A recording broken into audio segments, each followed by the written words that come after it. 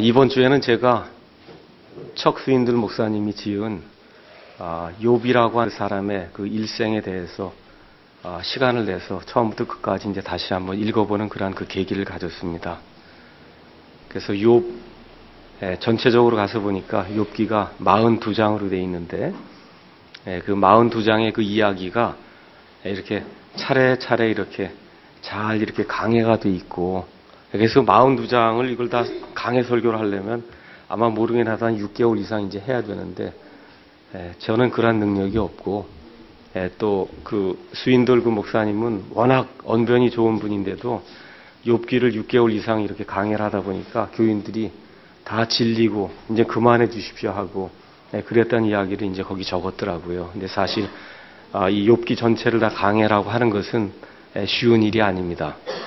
그래서 오늘은 제가 욥기를 이렇게 읽으면서 느끼고 보았던 그런 것들 가운데 여러분하고 좀 나눠야 되겠다는 그런 말씀이 있고, 또 제가 이번 주에는 좀 지난주에는 몸도 안 좋고 그래서 누워있고 이렇게 지내면서 하여튼 몸이 아프고 이러니까 이게 사람이 참 비참해지는구나 이런 생각도 좀 하면서, 또 욥이라고 하는 그런 사람이 당한 그런 그 어려움과 이 인생에 있어서 이런 어려움과 고통이 우리에게 왜 닥치는가 뭐 이런 것들을 좀 이렇게 생각해 보는 시간을 가졌습니다. 그래서 오늘은 답답해서 죽고 싶을 때라고 하는 그런 그 제목을 가지고 이 욥기에 나와 있는 19장의 말씀을 한번 좀 생각해 보는 시간을 갖도록 하겠습니다. 잠깐 그 배경 설명을 하도록 하겠습니다. 욥기는 구약 성경이 약 4,000년 정도 역사를 기록하고 있고, 신약 성경 이제 넘어와서 지금까지 예수님 때부터 한 2,000년 돼서 이 온 세상의 역사가 한 6,000년 정도 지금 된 것으로 성경이 이제 기록하고 있는데, 욥기는 지금부터 약 4,000년 전의 이야기입니다. 그래서 바벨탑 사건이 이제 생긴 이후에 아브라함이라고 하는 사람이 갈대아 우르를 떠나서 이 팔레스타인 땅으로 이제 들어오는 그런 과정을 이제 성경이 창세기 12장에서 이제 그리고 있는데, 욥기는 아브라함보다 한 100년이나 200년 전 앞에 있었던 욥이라고 하는 그런 사람의 그 일생의 그 이야기를 지금 그리고 있습니다. 그래서 욥기가 기록된 그 기간은 욥기가 이제 묘사하고 있는 그런 기간 한 1년 정도 이렇게 이제 성경이 이야기를 하고 있고요. 그래서 욥이라고 한 사람은 뜻이 고난 당하는 자 아니면 미움을 받는 자 이런 뜻입니다. 그래서 많은 사람들이 욥이 가상의 인물이 아닌가 이렇게 생각을 하는데, 성경 말씀에 가서 보시면 에스겔서 14장 14절 20절에 또 야고보서 5장 11절에 분명히 하나님께서 욥이라고 하는 그런 인물이 그 당시에 살고 있었다고 분명히 우리에게 말씀해 주기 때문에 욥이 어떤 가상의 인물, 허구의 인물이 아니고 실질적으로 이 땅에 살았던 사람이고, 또 욥기의 그 내용이 정말 하나님께서 영감으로 기록해 주셔서, 그래서 이 요한복음에 있는 말씀이 실제인 것처럼 욥기에 기록되어 있는 그 말씀도 실제의 말씀이다. 우리가 그런 생각을 하시면서, 왜 하나님이 의롭게 사는 자들에게 고난을 허락하시고 도저히 생겨서는 안 될 그런 악한 일들이 의로운 자들에게도 임하는가, 이 내용을 하나님이 우리로 하여금 한번 살펴보도록 하시기 위해서 42장이면 굉장히 긴 거예요. 예수님의 일생을 다 적어놓은 마태복음 28장, 그렇죠? 그렇게뿐이 안 돼요. 또 사도들의 모든 행적을 적어놓은 사도행전도 그것뿐이 안 됩니다. 근데 지금 42장, 물론 이러한 그 시적으로 기록이 되어 있기 때문에 장이 길지는 않지만 어쨌든 지금 성경에서 42장을 차지하고 있거든요. 그래서 이 안에서 정말 왜 우리에게 어려운 일이 닥치고 믿는 사람이라고 해서 이런 고난에서 면제가 되지 않는가, 이러한 내용들을 하나님이 무엇라고 말씀하시는지 우리가 살펴보는 그런 시간을 좀 가졌으면 좋겠습니다. 여러분 다 아시는 내용이지만 욥에 대해서 이제 잠깐 설명을 하면은 욥기 1장 2장에 가서 보니까 욥은 거기 가서 보니까 우스라고 하는 그런 그 지역에 살고 있는 사람인데 동방에서 가장 큰 사람이었다. 지금 성경이 그렇게 기록을 하고 있습니다. 지금식으로 얘기하면 우스라고 하는 땅이 아라비아 사막에 있는 그런 땅이에요. 여러분 오즈의 마법사라는 그런 그 미국 아이들 그 영화 아시죠? 그 나오는 그 오즈가 우스가 아니겠느냐 이렇게 이제 생각을 하는 그런 사람들이 많이 있습니다. 그래서 자식도 많고 10명이나 있었어요. 아들이 7, 그 다음에 딸이 3, 자식도 많고, 그 다음에 여러 가지 재산도 많이 많았습니다. 이 동방 사람들에게 있어서 가장 중요한 그 짐승이 뭐냐 하면 낙타거든요. 근데 낙타가 3,000마리가 있었다는 거예요. 저도 뭐 낙타를 옛날에 많이 봤지만, 지난 6월엔가 이제 이스라엘에 갔다가 낙타가 이렇게 야생으로 이렇게 많이 있는 것들이 이제 많이 봤는데 참 멋있는 그 창조물입니다. 키도 크고 정말 달리기도 잘하고 힘도 세고, 그래서 이 사막 지역에서 살기 위해서는 낙타가 필수적인데 그게 한두 마리도 아니고 3,000마리를 키웠다고 하면 얼만큼 부자인가 하는 걸 우리가 알 수가 있습니다. 자, 그런데 욥이 아무것도 알지 못하는 사이에 하늘에서 어떤 일이 일어났어요. 그래서 하나님의 아들들이 자기 자신 하나님 앞에 이제 보이려고 이렇게 왔는데 거기에 사탄도 같이 왔습니다. 그래서 하나님께서 내가 내 종 욥을 보지 않느냐, 얼마나 내 종 욥이 순전한 사람이냐, 그렇게 얘기했더니 사탄이 뭐라고 얘기합니까? 하나님이 이렇게 그의 주변에 벽을 세워주시고 울타리를 세워주셔서 대적이 침입하지도 못하고 모든 게 다 잘되게 하니까 당연히 저라도 아니면 이 세상에 누구라도 다 가서 하나님을 섬기지 않겠습니까? 그 울타리만 치워놓으면 그러면 욥이 하나님을 저주할 겁니다. 한번 두고 보십시오. 그러니까 하나님께서 그러면 내가 욥의 목숨엔 손을 대지 말고 그 일을 하라 그렇게 얘기할 때 욥에게 어느 날 갑자기 재앙이 임해서 그가 가지고 있던 그 모든 자식들과 그 다음에 재물과 가지고 있던 모든 명예가 완전히 사라지는 그와 같은 일이 이제 발생을 했습니다. 근데 성경에 가서 보니까 뭐라고 기록이 되어 있냐 하면 그럼에도 불구하고 욥이 하나님을 저주하는 그런 말을 입으로 내지 않았다. 그렇게 기록을 하고 있습니다. 그러니까 사탄이 화가 났어요. 아니 이거 하나님이 이거 다 지켜주셨기 때문에 욥이 자기의 순전함을 유지하고 있다. 이렇게 하나님 앞에 가서 그를 고소했는데 지금 욥에게서 이런 모든 것이 다 날아갔는데도 불구하고 욥이 입을 열어서 하나님을 비방하는 그런 말을 하지 않는 겁니다. 어느 날 또다시 하나님의 아들들이 하나님 앞에 와서 자기를 보이는 때가 되었을 때 사탄이 또 왔습니다.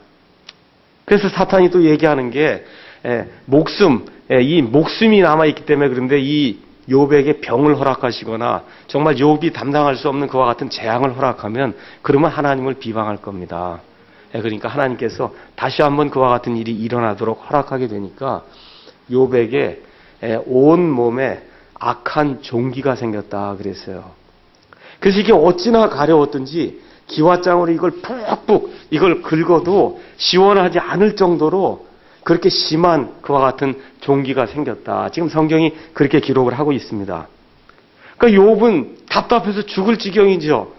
갑자기 자식들 다 잃고 다 모든 재산 다 잃고 또 갑자기 지금 악한 종기가 생겨서 기와장으로 푹푹 긁어도 이게 시원치 않을 정도의 이와 같은 상황이 자기에게 닥쳤는데 자기가 아무리 생각을 해봐도 하나님을 비방한 적도 없고 하나님을 저주한 적도 없고 정말 모든 일에서 하나님 앞에 바르게 되기 위해서 자기 아들, 딸까지도 잘 건사했는데 도대체 왜 이런 일이 일어났는지 땅에서는 알지 못하는데 지금 하나님과 사탄과 그 사이에서 하늘에서 어떤 일이 일어나고 있는 그 사실로 인해서 지금 욥이 엄청난 그런 시련을 지금 당하고 있습니다.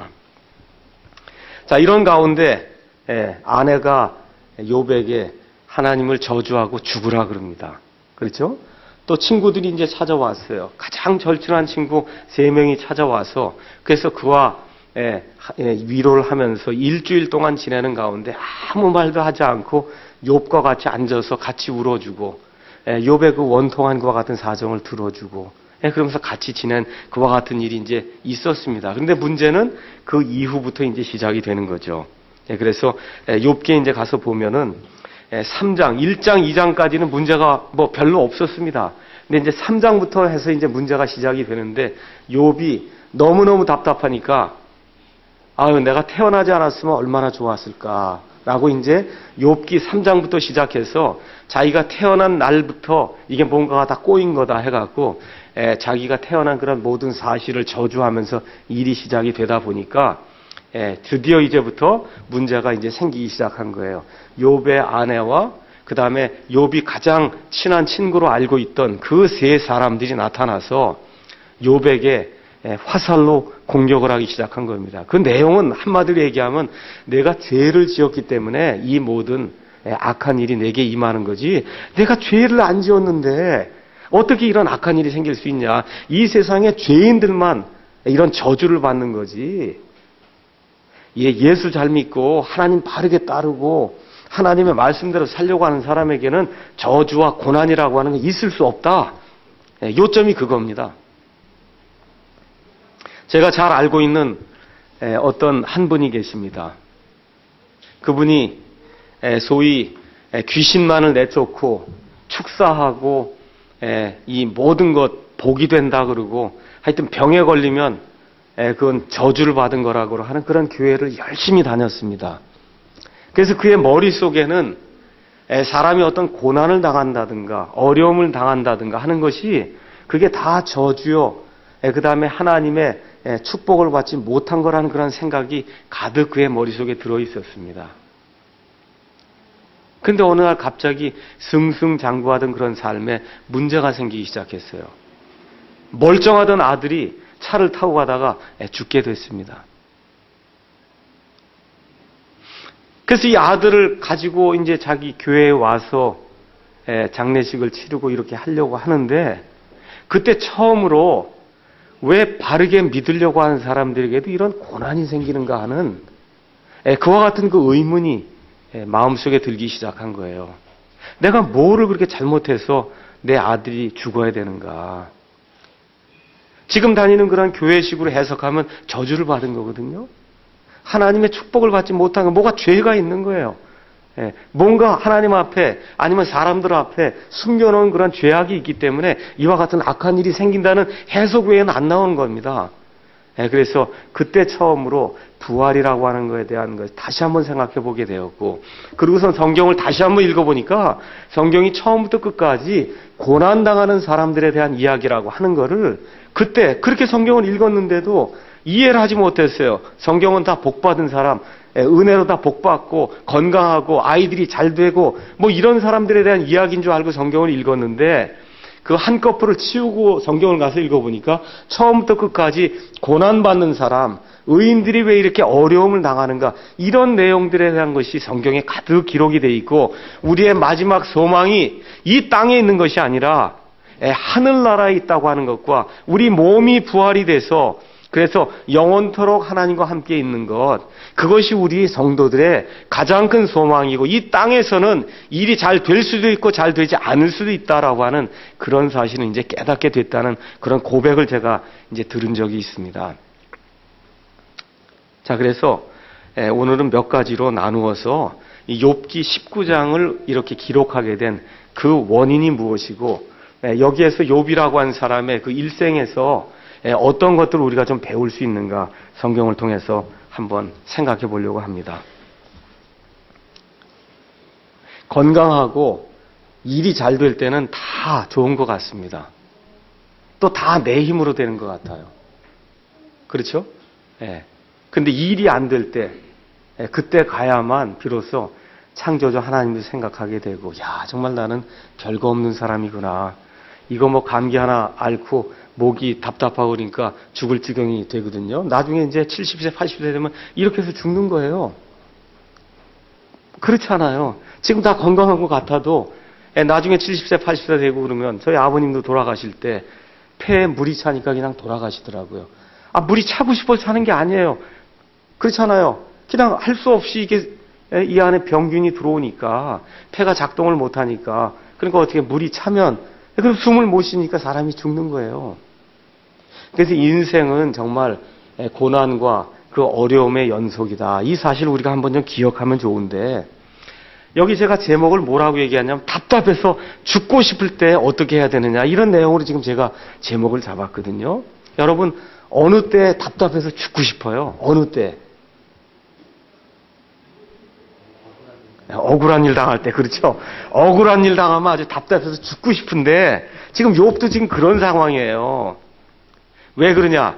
아내가 자기 말을 안 들어줘요. 뭔가 당신도 문제가 있는 사람이다. 지금 그렇게 얘기를 하는 거예요.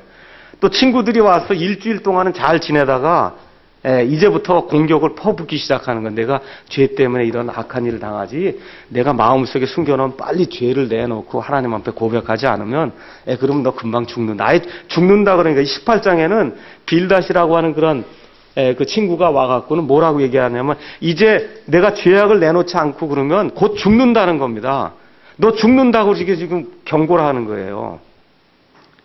인생에서 제가 살다 보니까 저도 그렇게 뭐 많이 산 건 아니지만 인생의 반 이상은 사는 것 같은데 보니까 제일 답답해서 죽고 싶을 때가 언제냐.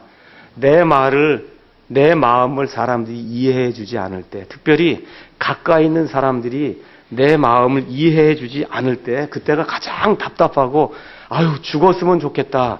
그런 말이 그냥 입에서 이렇게 나오는 때가 아닌가 이렇게 생각이 듭니다. 욥기 2장 9절에 가서 보니까 아내가 하도 답답하니까 그 아내가 사실은 좋은 아내였거든요. 욥이 동방에서 가장 큰 자였으니까 얼마나 좋은 그 사람을 아내로 맞았겠어요. 사람이 참 좋은 사람이고 그랬는데 갑자기 자식들을 다 잃게 되고 가진 모든 재물을 잃게 되고 그러고 갑자기 자기가 그래도 그렇게 믿고 있던 남편이 악한 종기가 온몸에 퍼져갖고 기와장으로 푹푹 긁는 그와 같은 모습을 보니까 도저히 참을 수가 없어서 뭐라 그래요? 아직도 하나님을 비방하지 않냐? 왜 비방하지 않냐? 비방하고 죽으라고 그렇게 얘기하는 겁니다. 그래도 욥의 아내는 대단히 좋은 사람이에요. 제가 가서 보니까 요새 같으면 다 남편 버리고 가지 않겠습니까? 이쯤 되면은 그렇잖아요. 다 남편 버리고 지금 가요. 근데 욥의 아내는 이렇게 저주는 했지만 그래도 남편 끝까지 곁에 있다가 나중에 다시 하나님의 복을 받아서 자녀를 또 10명을 더 낳거든요. 그러니까 우리가 생각할 때 이게 악처라고 생각하지만 그거는 이 사람의 처지에 들어가 보지 않았기 때문에 그런 말을 할 수 있다. 이 정도면 제가 봤을 땐 양호하다 이런 생각이 듭니다. 이 정도면 대단히 양호한 거예요. 얼마나 답답하면 하나님 비방하고 저주하고 죽으라 그러겠어요. 그러고도 그 병에 걸려있는 남편을 떠나지 않고 그를 보살펴주고 그렇죠? 그러다가 다시 하나님의 복을 받는 그와 같은 일이 이제 생기게 됩니다. 자, 드디어 이제 욥의 친구들이 이제 찾아와서 아까 말씀드린 대로 일주일 동안 아무 말도 하지 않았어요. 어떻게 했냐 그러면 욥하고 같이 앉아서 같이 울어줬다 그랬어요. 제가 가장 답답한 때가 언제냐 또 하면은 어려운 일을 당한 사람을 찾아갔는데 도대체 무슨 말로 위로를 해야 될까? 그 위로할 말을 찾지 못할 때 그렇게 답답합니다. 근데 여기 욥의 친구들이 찾아와서 욥을 보니까 말이 아니에요. 꼴이 말이 아니에요. 그래서 뭐래? 아무것도 하지 않아요. 어떻게 했어요? 같이 손잡고는 철퍼덕 주저앉아갖고 그래서 같이 울어줬다. 그렇게 성경이 그렇게 기록을 하고 있습니다. 근데 일주일 지나고 나서부터 드디어 이제 문제가 생기기 시작한 겁니다. 그래서 엘리바스하고 빌닷하고 소발이라고 하는 사람이 4장부터 11장까지 연달아 가면서 이제 공격을 하기 시작하는 거예요. 다른 내용 없어요. 내가 죄 때문에 이와 같은 악한 일을 당하고 있는 거다. 이게 끝나고 난 다음에 또 2라운드로 돌아갑니다. 그래서 15장부터 또 20장까지 엘리바스, 빌닷, 소발이 또 퍼붓는 거예요. 그러니까 욥은 나는 그런 적 없다 그러고 이 친구들이 하나씩 와서 욥을 KO시키려고 하는데 욥이 절대로 나는 그런 적이 없다. 지금 그렇게 이야기를 이제 퍼붓는 겁니다. 그래서 18장에 들어와서 드디어 빌닷이 이제 이야기하는 거예요. 빌닷. 뭘 얘기하는 거냐 하면 너는 죽을 일을 했기 때문에 이제 곧바로 죽을 수밖에 없다. 내가 옛날엔 동방에서 가장 큰 자로 사람들의 기억 속에 있었지만 이제는 너에 대한 기억이 사람들의 뇌리 속에 완전히 하나도 남지 않을 거다. 너 이제 금방 죽는다. 죽을 병 걸려서 죽는다. 하나님 앞에 죄를 빨리 회개해라. 그리고선 엄포를 지금 놓으니까 지금 욥이 너무너무 지금 답답해갖고 19장에서 자기의 사정을 이제 이야기하는 것이 오늘 제가 말씀드릴 그런 내용이 되겠습니다. 첫 번째 제가 말씀드리려고 하는 것은 인생에 어려움이 많다는 거예요. 인생에 어려움이 많다. 저도 옛날에 처음에 캐나다로 이제 유학 가서 실험을 하는데 실험이 안 되는 거예요. 이게 뭐 아무리 해도 실험이 안 돼요. 실험을 해야 졸업을 하는데 실험이 안 돼갖고 말 그대로 답답해서 죽을 뻔한 그와 같은 경험을 했는데 그걸 또 거치니까 나중에 한 6개월 지나니까 또 되더라고요. 박사학위를 다 마쳐서 한 500군데 직장을 가져야 되겠다고 냈는데 한 군데도 안 되는 거예요, 직장이.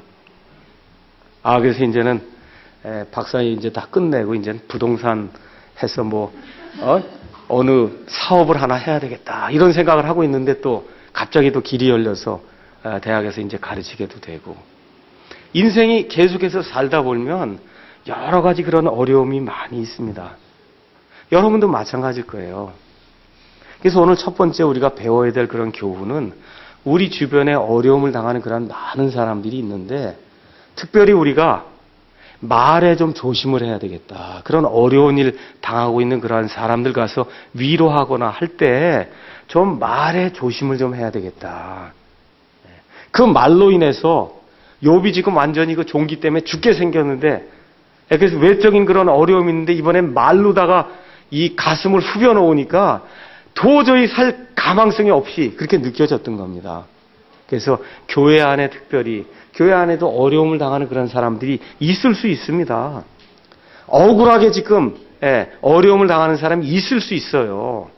그런 사람들 위해서 우리가 할 수 있는 일은 사실 별게 없어요. 가서 어떻게 그냥 손잡아주고 정말 간단하게 기도해주고 우리가 그냥 위로의 말 해주고 할 말이 없으면 같이 있어주는 거 그거 하나만으로도 우리가 할 그런 모든 일을 다 한 겁니다. 그래서 로마서 12장에 있는 그런 그 말씀을 따라서 기뻐하는 자들과 함께 기뻐하고 슬퍼서 우는 자들과 함께 같이 울어주라고 여기 사도 바울이 그렇게 기록하고 있거든요. 욥의 그 어려움 중에 하나가 친구들이 와서 쓸데없는 말을 늘어놓으면서 가슴을 후벼댔기 때문에 욥이 정말 견딜 수 없는 그와 같은 어려움을 겪은 겁니다. 그래서 첫 번째 우리가 받아야 될 그런 교훈은 말을 좀 신중하게 해야 되겠다. 자, 두 번째는 욥이 너무너무 답답하니까 자기의 사정을 지금 욥기 19장에서 7가지 정도로 이렇게 표현을 하고 있습니다. 첫 번째는 그 6절에 나와 있어요. 하나님께서 나를 뒤엎으시고 자신의 그물로 나를 에워싸신 줄 너희가 이제 알아야 된다. 욥이 뭐라고 얘기하냐면 나는 덫에 걸린 짐승이다. 어저께 밤에 잠이 오지 않아서 잠깐 텔레비전을 틀었더니 고양이 뭘 하더라고요.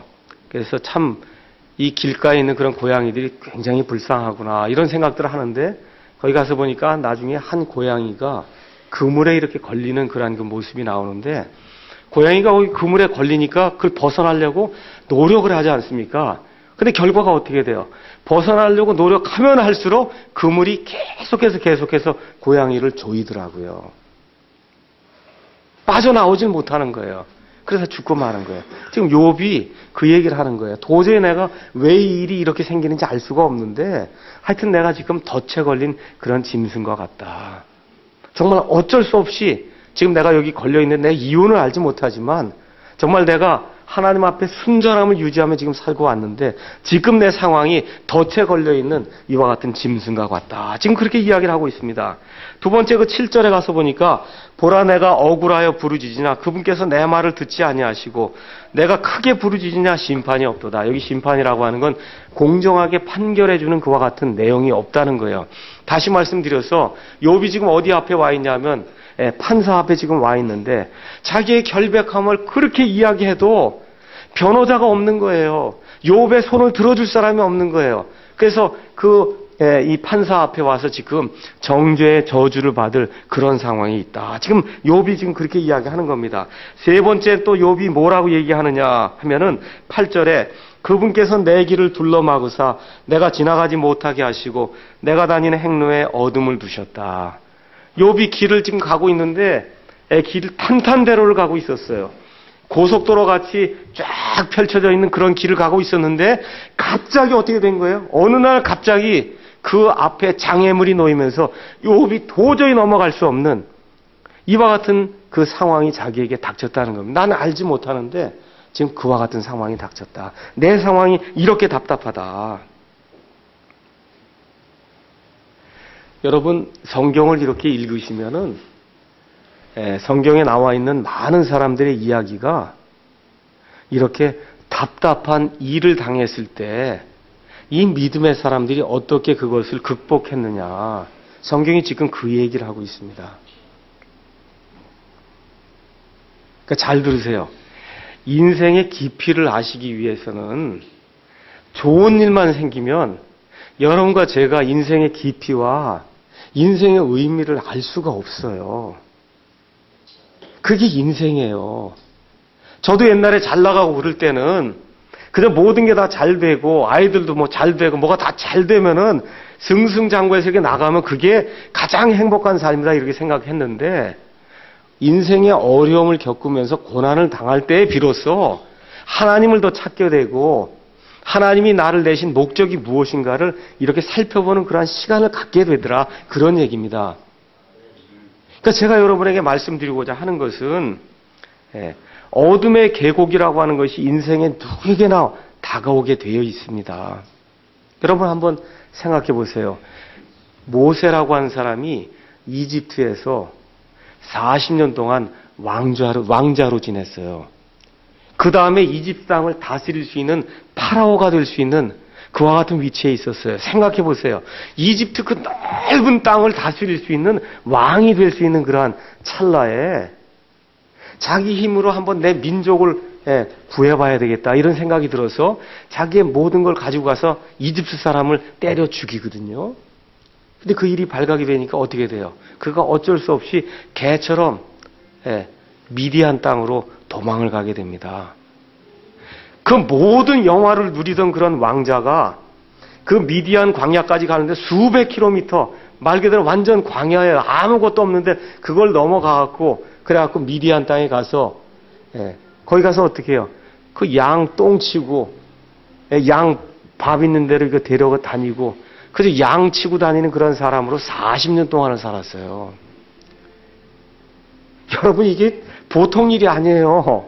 40년 동안을 왕자로 살다가 40년 동안을 이 세상에서 가장 비참한 그런 그 삶을 살았거든요.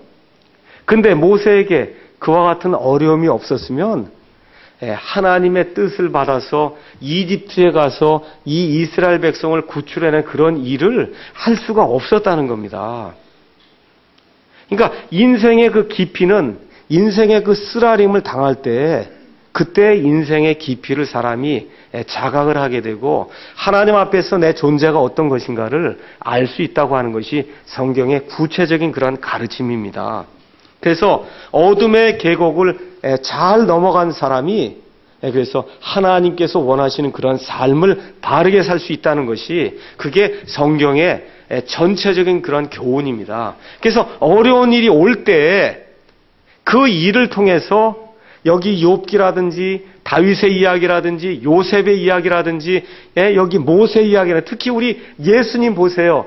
예수님이 어떤 분이세요? 하늘의 하나님이신데 이 땅에 가장 비천한 그런 말구에 오셔서 정말 목수의 아들로 30년 동안 비천한 그런 생활을 하셨거든요.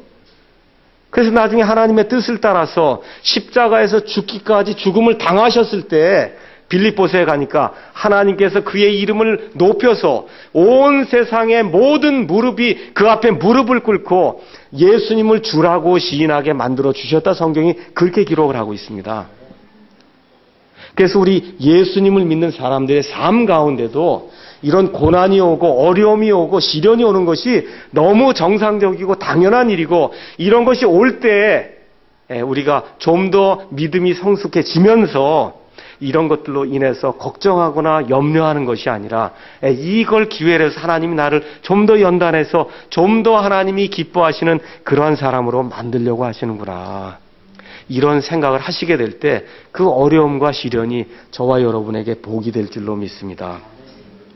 자, 이런 가운데 네 번째는 욥기 19장 9절에 내게서 내 영광을 빼앗아 가시고 관을 내 머리에서 가져가시며 이건 무슨 얘기냐면 자기가 동방에서 가장 큰 자로 왕처럼 살았다는 거예요. 근데 하나님이 이제 왕관을 다 빼앗아 가신 거예요. 그렇게 돼서 지금 어떻게 됐어요? 가장 비천한 자가 됐다. 내 상황이 이렇다. 그 다음에 10절에 가서는 또 뭐라고 얘기하냐면 사방에서 나를 멸하셨으므로 내가 사라졌도다. 이 얘기는 무슨 얘기냐면 건물이 붕괴돼서 무너져 내린 것 같다는 거예요. 내 상황이 그렇다는 거예요. 멀쩡하게 서 있던 그런 건물이 어느 날 갑자기 무너져 갖고 내 상태가 이렇게 무너진 건물처럼 완전히 폭삭 주저앉았다는 겁니다. 그 다음에 6번째 또 뭐라고 얘기하냐면 10절 끝에 가서 보니까 그분께서 내 소망을 나무처럼 옮기셨다. 여러분, 제가 요새 이제 차를 타고 가다 보니까 이 제3경인고속도로 이걸 놓는데 그 고속도로 그 옆에다가 나무를 이렇게 심더라고요. 그 나무를 저기 멀리 어디 나무 이제 키우는 데서 가져다가 이제 나무를 거기다 이제 하나하나 이렇게 놓고는 그 다음날 와서 구멍을 파고 거기다 이 나무를 놓더라고요. 여러분, 그거 구멍 파고 그래서 나무를 그 안에 다시 놓고 물을 주지 않으면 그러면 어떻게 돼요? 자기가 있던 데서 이렇게 옮겨지면 나무가 죽을 수밖에 없잖아요. 땅 속에 들어가자면 나무 죽는 겁니다. 그렇죠? 욥이 지금 그렇게 얘기하는 건 내가 지금 내 자리를 빼앗긴 나무와 같다. 하나님 나를 여기다 그냥 땅 속에서 파놓고 그냥 갖다 버려놨다. 마지막 7번째로 욥이 11절 12절에 뭐라고 얘기하냐면 나는 포위당한 보시와 같다. 근데 누가 포위했냐? 하나님의 군대가 나를 포위했다는 거야. 이게 사람의 군대가 왔다 그러면 내가 어떻게 이길 텐데 이건 도저히 사람이 할 수 없는 그와 같은 일이 지금 내게 닥쳐서 내가 하나님 앞에서 꼼짝 못하고 지금 포위당한 그런 신세가 됐다. 지금 욥이 그렇게 이야기하는 겁니다. 그러면서 13절에서 22절에 욥이 나는 완전히 고립된 사람이다. 지금 그렇게 얘기하는 겁니다. 재난을 당하고 병을 당하고 재물을 다 잃고 자식을 다 잃고 났더니 자기가 알고 있던 모든 관계가 다 끊어졌다는 거예요. 첫 번째, 형제들이 그를 다 떠나갔습니다. 아는 사람들이 다 떠나갔어요. 친척들이 다 그를 떠나갔습니다. 친구들이 다 그를 떠나갔어요. 심지어 종들도 불러도 오질 않아요. 그렇게 많은 종들이 있었는데 예전 같으면 이렇게 아무개야 이렇게 하면 빨리 달려와 갖고 무엇을 원하십니까? 이렇게 얘기해야 되는데 욥이 모든 걸 다 잃게 되니까 종도 말을 안 들어요. 그 다음에 어떻게 돼요? 아내도 말을 듣지 않습니다.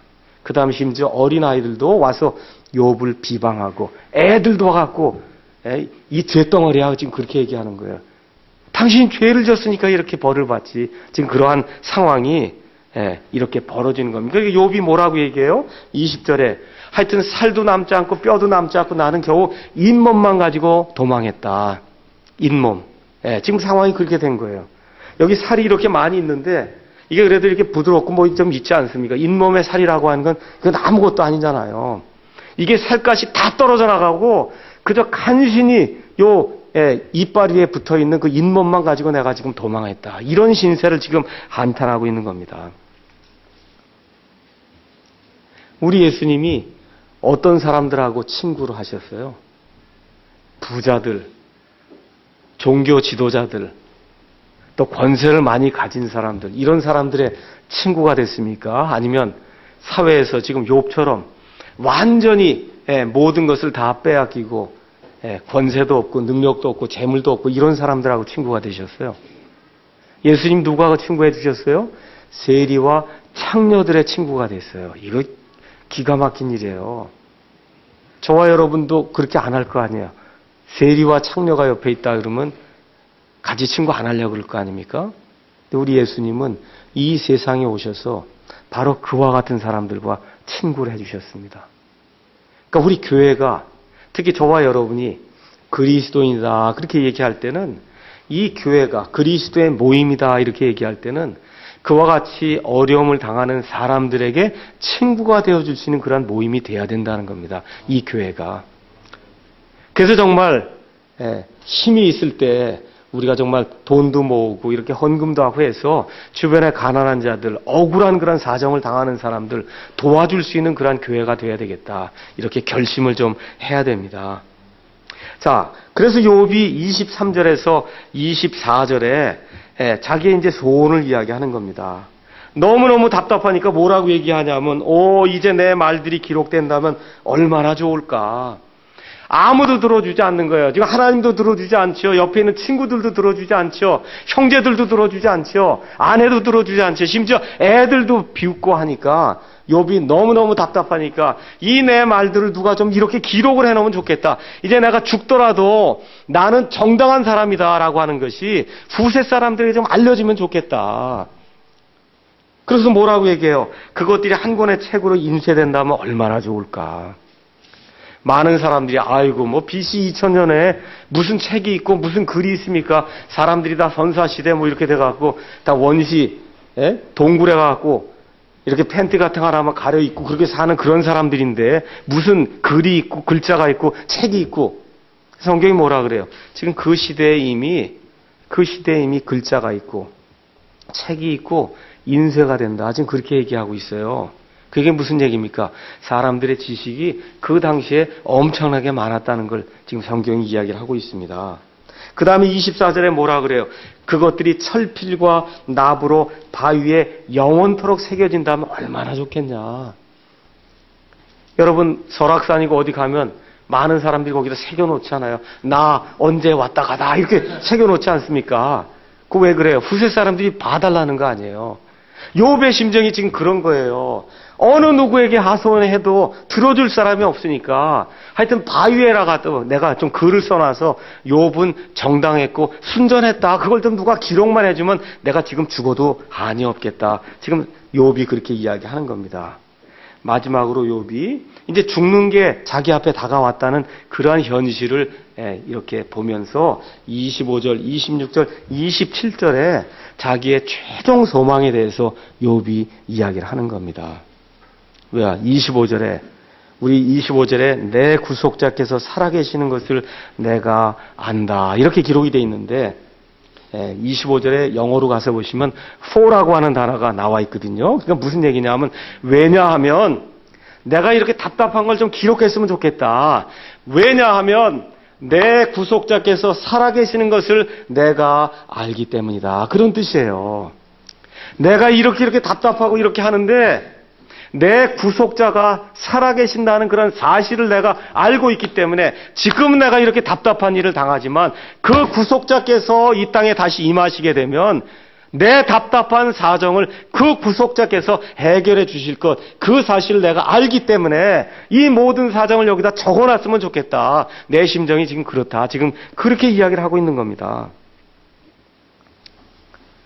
욥기를 여러분과 제가 읽어보시면 욥이 이제 불평을 하다가도 이제 다시 올라가서 하나님을 찬양하기도 하고 다시 푹 해서 저 밑에 계곡으로 빠졌다가 또 올라갔다 빠졌다 올라갔다 이러다가 지금 여기 19장에 가면 많이 올라간 거예요. 욥의 상태가 굉장히 좋은 거예요. 제가 무슨 얘기 하려고 하느냐 하면 잘 들으세요. 처음부터 끝까지 믿음이 이렇게 평탄하게 이게 기복이 없이 처음부터 끝까지 이렇게 해서 하나님 나라로 꼴이 나는 사람은 없어요. 은혜가 되십니까, 여러분? 성경이 그 얘기하는 거예요. 이 성경이 뭘 얘기하는 거냐 하면 아무리 믿음이 좋아도 이게 있다는 거예요, 이거. 아시겠어요? 믿음의 굴복이 있다는 거예요. 거기 은혜가 되는 거예요. 인생이기 때문에. 저와 여러분의 체질의 구조가 이렇게 되어 있기 때문에 이게 왔다 갔다 할 수밖에 없다는 거예요. 지금 욥도 지금 그러잖아요. 하나님을 원망하고 하다가 또 갑자기 내 구속자께서 살아계신다 하고 이분이 내 원통한 이런 사정을 나중에 다 한 번에 풀어주실 것이다. 지금 그렇게 얘기하지 않습니까? 그래서 성도들의 삶에서 이게 신앙의 이런 믿음의 이런 기복이 있는 거는 너무 당연한 거예요. 너무 당연한 거예요. 이것이 없으면 제가 말씀드린데 믿음에 서 있는가 한번 확인해 보셔야 돼요. 이 목사님은 좀 이상한 얘기를 하는 거예요. 이게 없어야 정상 아닙니까? 이게 있는 게 정상이에요. 있는 게 정상입니다. 네. 거기에 은혜가 있는 거예요. 저와 여러분이 그래서 소망이 있는 거예요. 이 욥 같은 이렇게 순전한 사람도 왔다 갔다 하거든요. 그렇잖아요. 뭐는 변하지 않아요. 하나님에 대한 그 믿음, 하나님을 저주하지 않는 것, 하나님을 비난하지 않는 것, 하나님이 살아계신다는 그 사실, 그건 변함이 없어요. 그럼에도 불구하고 이렇게 엄청난 고난과 시련이 올 때 이렇게 업앤다운이 이렇게 생기는 것은 너무나 정상적인 거라는 거예요. 스펄전이라고 하는 그런 아주 유명한 그러한 목사님이 있어요. 우리는 너무너무 유명한 분이라고 하니까 이 사람은 이렇게 됐겠지 이렇게 생각을 하거든요. 스펄전의 그 자서전에 가서 보시면 너무너무 힘들고 그래서 병이 오고 이래갖고 하나님 이런 모든 걸 다 포기하고 싶으면 좋다. 뭐 포기하고 싶다라고 하는 그런 지경에까지 이 사람이 밑으로 떨어졌다가 또다시 하나님 원기를 회복해 주니까 또 올라갔다가. 그렇죠? 엘리야도 마찬가지예요. 죽여주십시오 그러잖아요. 성경에 나와 있는 모든 사람의 구조가 이렇게 되어 있기 때문에 그래서 하나님의 은혜가 우리가 필요한 그런 사람이라고 하는 것을 하나님이 보여주시는 겁니다. 자, 그래서 욥이 뭘 얘기하는 거예요? 사람은 이 문제를 해결하지 못하는데 그래도 좋다 이거예요. 마지막 날에 이 문제는 분명히 해결된다. 그래서 저와 여러분이 억울하고 답답한 일을 당할 때 그렇게 작정을 해야 돼요. 뭐라고 작정해요? 여기서는 안 풀린다는 거예요. 여기서는 안 풀려, 이 땅에서는. 제가 또 이제 성경을 번역하고 뭐 하다 보니까 각종 오해가 있고 모함이 있고 여러 가지가 있어요. 제가 묵묵부답해요. 얘기를 안 해요. 얘기해봐야 소용이 없어요. 어떻게 해요? 이건 나중에 하나님 앞에 그 심판석에 가면 CCBB가 거기 가면 분명하게 아주 100% 한 점의 의혹도 없이 내 마음의 모든 것이 다 드러나서 하나님 앞에 보고가 될 것이기 때문에 그 앞에서 떳떳하게 일을 하면 된다는 겁니다. 그러니까 저와 여러분도 사는 가운데 어려움이 있고 억울한 일이 있고 답답한 일이 있고 정말 죽고 싶은 그와 같은 일이 있을 때가 있습니다. 어떻게 하자고요? 내 구속자께서 맨 마지막에 이 모든 것을 심판해 주실 때가 있으니까 그때 모든 걸 내어 맡기고 하나님 앞에서 순전한 그런 삶을 살아야 되겠다. 이렇게 우리가 생각을 정리하면은 그러면 삶이 단순해지고 평안함이 우리에게 오게 되어 있습니다. 자, 그러면 구속자는 뭐 하는 거냐? 잠깐 보겠습니다. 구속자는 쉽게 우리말로 표현하면 물러주는 분이다. 그런 뜻이에요. 물러주는 자. 이스라엘 백성은 가나안 땅에 들어갈 때 모든 사람에게 하나님이 땅을 다 요만큼씩 떼어서 줬습니다.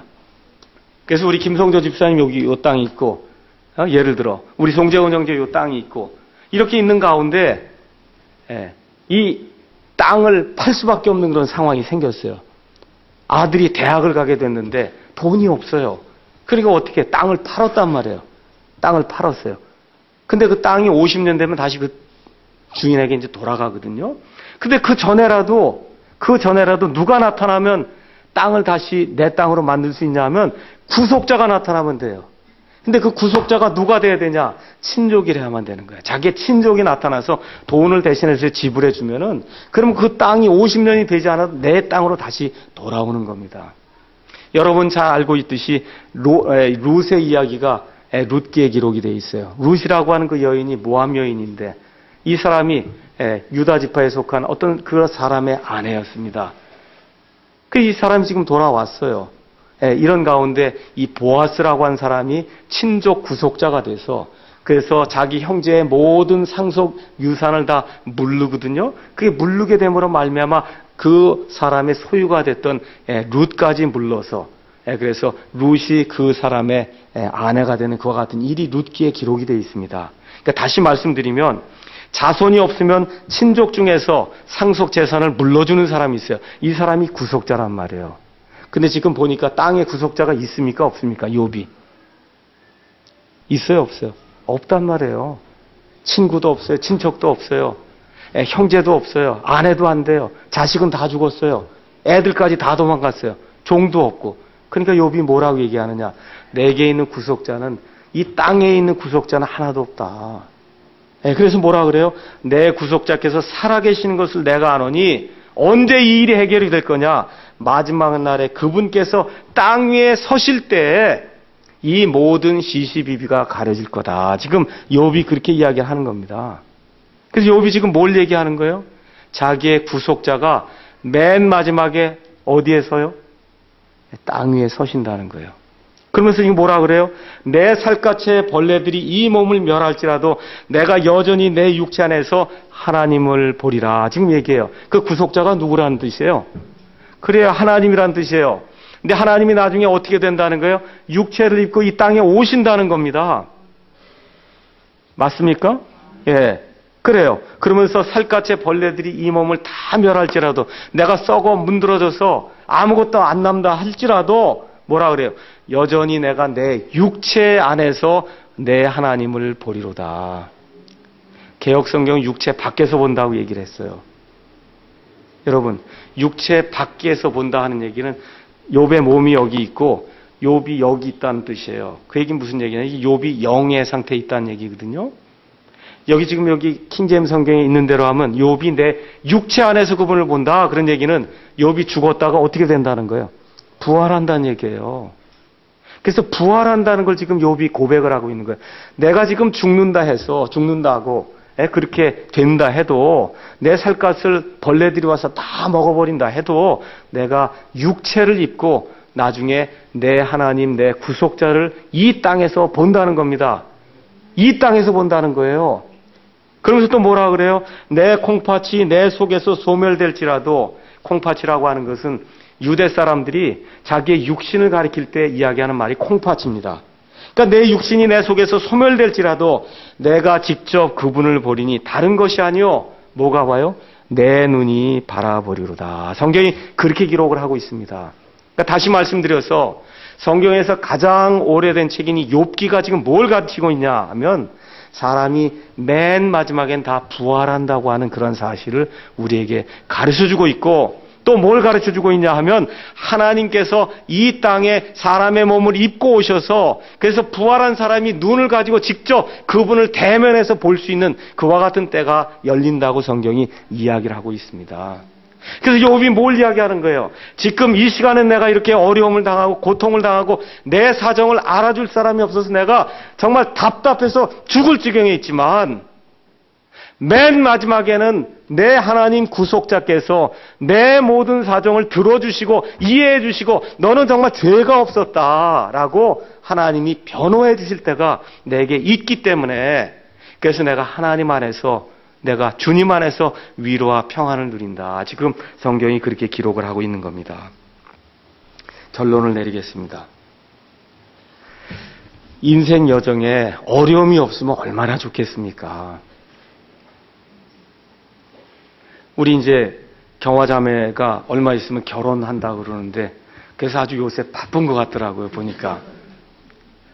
이렇게 시집 가고 이제 장가 가고 이럴 때는 아무것도 모든 일이 다 잘 될 거야 이렇게 생각을 하거든요. 그 좋은 거예요. 또 그렇게 긍정적으로 생각하는 게. 근데 어려움이 닥쳐도 그거를 계기로 해서 하나님께도 한 발짝 나가는 요렇게 하는 게 믿음의 사람이 하는 거라는 겁니다. 그래서 우리 가운데 이렇게 업앤다운이 있을 수 있어요. 그럼에도 불구하고 내 구속자 하나님께서 나의 신실함과 나의 정당함을 하나님이 변호해 주시리라. 그렇게 믿으시고 특별히 저와 여러분이 죄를 많이 짓지 않습니까? 죄 져요 안 져요? 예수님 믿어도 죄 져요 안 져요? 져요. 그럼에도 불구하고 우리 하나님께서 우리 예수님을 통해서 우리를 내려다 보실 때는 그 예수님께서 십자가에서 흘려주신 그 모든 피가 그 보자기가 돼갖고 우리를 싹 싸주시기 때문에 하나님이 우리를 보실 때에는 죄가 하나도 없는 그런 사람으로 봐주신다는 겁니다. 그래서 이렇게 업앤다운이 있을 수 있고 심지어 욥의 아내처럼 하나님을 저주하라고 그렇게 이야기할 때가 있을 수가 있어요. 그럼에도 불구하고 우리가 하나님께로 눈을 고정하고 하나님만이 나의 피난처시요 내 구속자시요 내 모든 문제 이 답답한 문제를 해결해 주실 수 있는 분입니다 라고 하나님을 의지하게 될 때 하나님이 수렁에서 다시 이끌어 주실 줄로 믿습니다. 이 과정을 1년 동안 거친 이후에 욥이 어떤 사람이 됐어요? 다시 동방에서 가장 큰 사람이 됐습니다.